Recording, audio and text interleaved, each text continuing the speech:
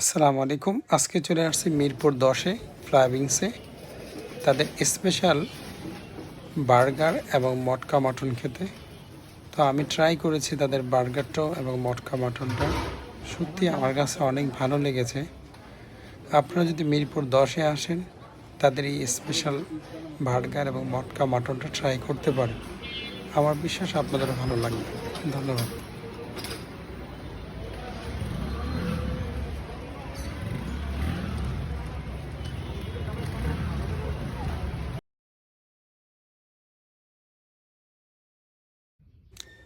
আমি মিরপুর 10-এ থেকে ফ্লাভিংস থেকে তাদের একটা মটকা মাটন পার্সেল করে বাসায় নিয়ে এসেছিলাম। তো তারা মটকা মাটনটা সাধারণত মটকার সাথে দেয় না, তারা ফয়েল প্যাকেজিং করে এভাবে দিয়ে থাকে। তো আমি সেটা এখন আনবক্সিং করব। আনবক্সিং করার পরে দেখলাম খাবারটা ঠান্ডা হয়ে গেছে এবং জমে গেছে। আপনাকে খেতে হলে অবশ্যই এটা কী করতে হবে, হিট দিয়ে নরম করে তারপরে আপনাকে এটা খেতে হবে, না হলে এটা আপনার কাছে ভালো লাগবে না। সো আমি এটাকে হিট দেওয়ার পরে খেয়েছিলাম, ভালো লেগেছে আমার কাছে।